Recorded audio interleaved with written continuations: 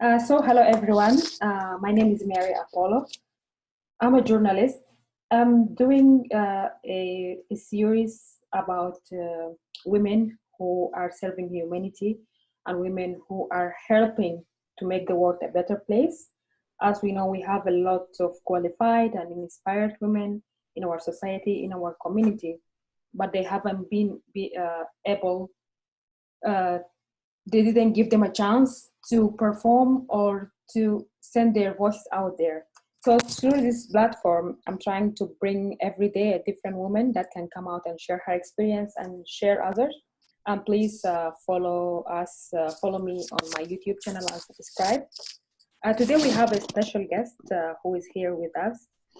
Her name is Isabelle Vladoiu. She's the founder of the US of Diplomacy and Human Rights. She's also an activist and she works in Youth for Human Rights.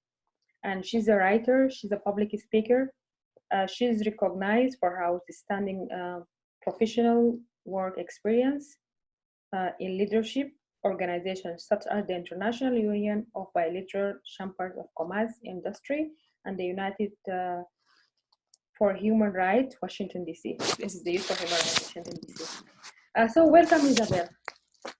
Thank you. Thank you so much, Mary, for the invitation. I'm very excited to get to talk a bit about my work or my new projects here. So let's dig into. Ask me what you have me here. I know that you have studied human rights and you have all this experience in 10 years of experience in human rights. And then you have just founded your new organization, Diplomacy and Human Rights. So what inspired you to go to diplomacy, from human rights to diplomacy? Yes, it's true. I recently founded the U.S. Institute of Diplomacy and Human Rights. My background, education is in both fields. So I do have my specialty in human rights, and I've been working for many years now with different human rights or international organizations, as you mentioned, a few of them. And at the same time, diplomacy has always been very close to my heart. I've done also diplomatic studies and position as a woman in the International Chamber of Commerce and Industry, and working with the International Chamber for the past 10 years. I was very active in the field of NGO diplomacy, so non-governmental diplomacy. And because of that, I got to do a lot of diplomatic events with the diplomatic corps here in Washington, D.C., as well as I organized these events myself on behalf of the International Chamber of Commerce. At the same time, I've attended other events with diplomats, and I've been doing many articles in the field of diplomacy, as well as in the field of human rights. So for me, opening and what inspired me to do that, I've done a lot of research, and I know I have friends in the academia, as well as like international experts in these two fields. So I had to basically open a forum, a think tank, if you want to call it like that, to be able to share the latest research in the fields of human rights and diplomacy, to bring up the issues and the concerns that are happening nowadays with those two subjects. And at the same time, the institute has a role of has an educational role. So basically what we want to create with the institute is to be able to enhance people's understanding on diplomacy and human rights and raise awareness on these issues. Okay, so that's great. I went through the course of diplomacy, protocol, and etiquette. I just want to know more about the curriculum. What is the curriculum of this course, and what's your audience target for it? Definitely. So I recently did a partnership with a school in New York, Manhattan Studies, who agreed to to host my course, if you can call it like this. It is a course in diplomatic protocol and etiquette, and what that means is in the field of international courtesy. So basically, what we go over in the course is necessary skills that you need not only as a diplomat or a protocol officer if you are already working in the field, but also as an individual, for example, in the business world, or even in the PR for PR professionals, because we go over how to address an ambassador, how do you introduce another person, how do you write a letter of invitation to a high level official, how do you address the president of the country, and or other issues like different, like how do you address the senator, and at the same time how you act in the society in a diplomatic way, meaning how do you exchange, what's the art of exchanging business cards, what do you do after you get a business card, what do you do with the card, like you like throw it away, you put it in your pocket, you're supposed to read it. There are other, like right now in times like this, I know we don't shake hands anymore, but when should we shake hands, and when can we kiss hands? There are countries who are using this and it's culturally appropriate. So in this course, I basically go over each of these topics. Plus, I have a special segment on table and dining etiquette for formal events where we discuss where exactly should officials sit at the table. You have specific rules for that. And in a diplomatic world or even an official world, you cannot break protocol because your credibility will be destroyed. And to answer specific to your question, the course is not addressed, I mentioned already, only to diplomats and civil servants who are active in the field. It's also addressing to, for example, students or graduates of international relations who wish to add these important skills to their curriculum because their university doesn't cover this topic. So my students for this course, I do have students all around the world, from Dubai to Washington DC and Hong Kong, who wish to study this topic that is very, very needed nowadays, when you have so much competition that you have to differentiate yourself from competition. Whether you are an individual who is trying to apply for a job and wants to have the career you deserve, or you are a corporate, a company, and you need to know, like, how do you present yourself?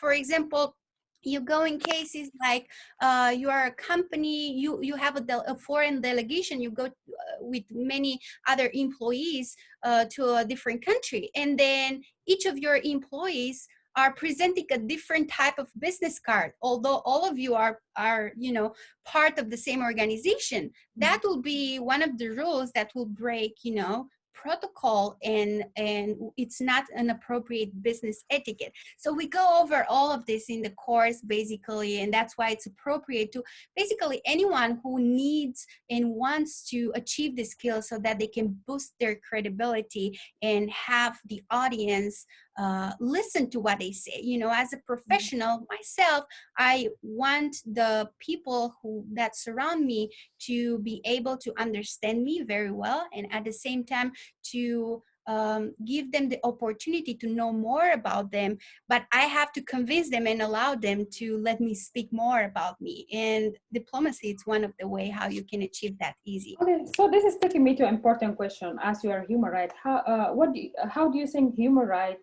connected to diplomacy? Wow, that's a very, very good question, actually. As an international specialist in human rights law and a practitioner in NGO diplomacy for 10 years now, I've seen these two concepts intertwined, very often. And there's also the concept of diplomacy of human rights as a whole. And the idea behind that is how can countries, and especially emerging powers, deal with human rights in their foreign policies. And there are numerous ways in which human rights can be promoted in a state's foreign policy, and probably the most obvious one is to promote and raise concerns about human rights issues as a key part in their bilateral agreements or relationships, and at the same time, diplomacy aimed at strengthening international legal rules in the field of human rights. So that's what you do when you want to recognize, for example, new types of human rights, like the right to peace. If we look at all the international agreements in the area of human rights, when they were drafted, even the Universal Declaration of Human Rights, when they were drafted, they brought together the specialists and diplomats, like various leaders, presidents of countries, prime ministers, coming together through negotiations and through talks and through the art of diplomacy, coming and drafting this convention. So that's why I see them very intertwined, and that's why you have diplomacy as a field itself, you have human rights as a field itself. However, you can also make a case from both of them, and that's why I'm trying to bring the concept more alive, because there are not a lot of specialists nowadays who are talking about this important issue. And honestly, you see, we live in an era, an informational society era. Like right now we are doing this interview on Zoom. I know we've been talking about this interview for a while, but it never happened it couldn't happen in person. So diplomacy, human rights evolve, so should we, and why not talk about diplomacy of human rights nowadays? Okay, so it just taking me to another topic in terms of we have a pandemic and there is a lot of human rights violation going on underground in different countries for different minorities or different group of people. How can we address this issue from a diplomacy perspective, or how can people like you who are teaching diplomacy reach out to the community and teach them about it?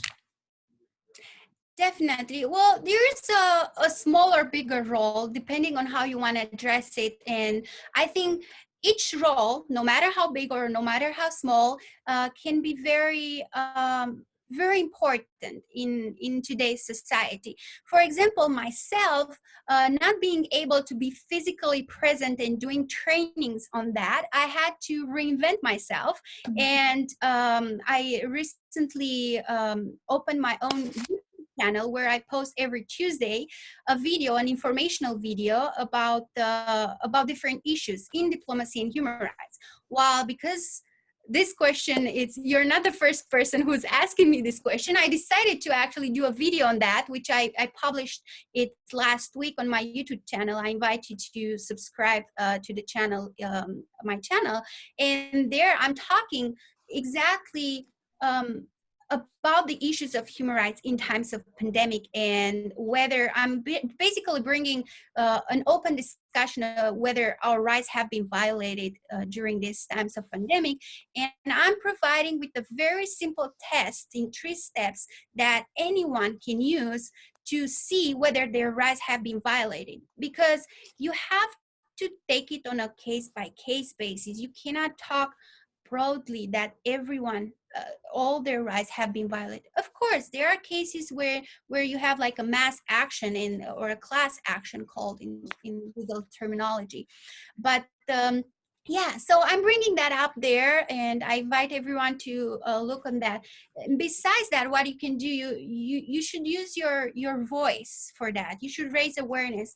A lot of people think, or friends, advocates think that you have to do a lot of things to be out there. You don't have to do a lot of things. You have to start small. For example, couple of years ago, I started small. I came from Europe, a beautiful country in Romania, and I was finding myself in New York State, in Buffalo, New York, where it's very cold. You don't have 6 months of the year you have Uh-huh. snow and very cold outside, but it's a beautiful city. And then I started communicating with the people in my community, and they, together with them, I started doing a movement. So starting small, from the mayor of Buffalo to the state senators to the county legislators, bringing it up to the governor of New York and to the president of the United States, we brought the message of we need human rights education. And that message was heard. And honestly, when I first started that, I I didn't even think that big. You Mhm. I know you are supposed to set like high goals. I didn't have that goal in my mind. What I knew is that I wanted to create a change, and I knew that change must come from you. So if I want to, I was a bit tired. Because my background in human rights law, and I have a law degree, I've been doing a lot of, you know, um, pointing fingers, how I like to call it, basically saying, what do you do? It's wrong in human rights. You shouldn't do that. You shouldn't do that. And there are many organizations out there who actually still fight in that way for human rights. And at one point, I reflected upon that, and I decided, well, it's not actually that. You have to do something about that. So what's the solution? You can't just point fingers. And I found that human rights education is the solution for me. For somebody else, maybe something else. So that's what I do. I started small, and I didn't have the vision itself from the beginning, but that comes with time. Mhm. So I have very important question here. As you came as an immigrant to the U.S. What message that you send to any young girls who is coming as an immigrant to the U.S. or anywhere and trying to find her way through the work of diplomacy, or she wanna grow her career passion in human rights? Definitely, that's a very good question. Well, to try to answer that question, um, it's basically what I said previously. You have to start small. So I know you come with big dreams. It's the American dream. You come Mhm. to the United States, and now you are actually facing challenges because you have the disadvantage of being an immigrant. And that's in many places in the United States, you feel discriminated. So if you, for example, you don't come, when you immigrate to United States, you don't come to a big city that has a lot of like international people, has it's used to cultural differences. You have some challenges. So you have to start first getting yourself known. So the first thing, you have to make yourself known. And how you do that? You attend different conferences, networking events, anything you can find on the internet. And there are so many resources out there. Eventbrite. I know during these times you can actually attend things, although you can do some meetings online, but these times will pass. And after that, you have to put out yourself there, because you're in a new city, you're in a new country, you're at the disadvantage that you are an immigrant. So you have to be yourself. You want me to tell you what I did?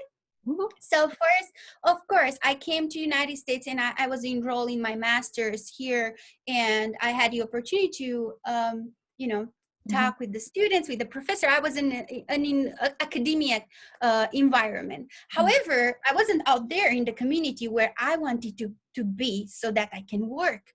And I can find jobs, and I can build a career. So what I did, I participated to a town hall meeting, if you're familiar with that. Mhm. So it was a Yeah. town hall meeting that the Erie County legislator in Buffalo, New York, was putting up for the community.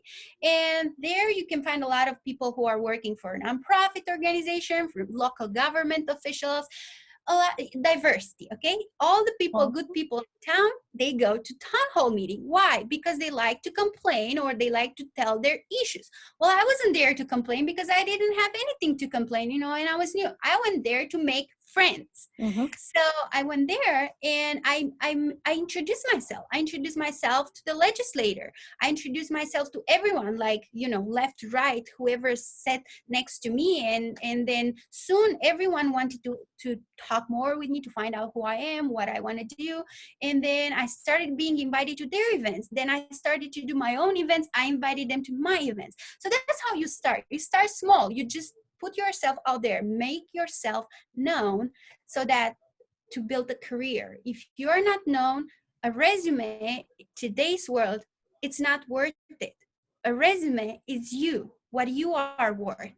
And honestly, a lot of employers, and even myself as an employer, I look around for talented people, even if they are immigrants. Doesn't matter where they are coming from, but I need to know that those people are worth it. And reading 1 page or 2 page resume is never gonna give me the whole idea about them. So and a lot of employers, they search their social media profile. So you have a LinkedIn profile, you should make sure you are a professional person on that LinkedIn profile. Put your work. That's why you can add videos, you can add media, you can add many things there. You have to make sure you have a professional image, you know. So that would be my advice for new immigrants. Okay, just a last word. How do you envision yourself or the diplomacy and human rights organization in the future? So I have some plans. I'm not sure I can reveal all of them, but I can tell you this. When this all pass away, the U.S. Institute of Diplomacy and Human Rights already has a basis of volunteers all across the world, and our focus is basically in few areas. So we focus on um, education, like providing research and studies and courses like the diplomatic protocol and etiquette. And at the same time, we are empowering women and girls. We work on issues like human rights education, human trafficking. We work on that. And also what we do, we work as a liaison with the diplomatic corps to make sure they are listened to, and we basically act between them and the government and the civil society. But yeah, I have some great things in store for that. In terms of the courses we are doing, we are going to do more of them. The next step will be to I'm trying to think if I should reveal it or not. Okay. Yeah. So the next thing for that will be to offer advanced degrees on the institute. So whoever will do the courses right now on diplomatic protocol and etiquette will have a great future after that. And I'm already working for that, which I'm so close to it. Okay, thank you, Isabelle. I would like to thank you a lot. Isabelle Vladoiu, she's the founder of Diplomacy and Human Rights. Please go and follow her page on Facebook, and subscribe to her YouTube channel. If you want to learn more about diplomacy and advance your skills to find your career through your future career, if you are a student, if you are passionate about human rights and diplomacy, please go and follow her. I would like to thank all of you who are following us and who join us for today's show, and also subscribe to my channel. My name is Mary Apollo. Thank you. Thank you, Mary. Thank you so much. Okay.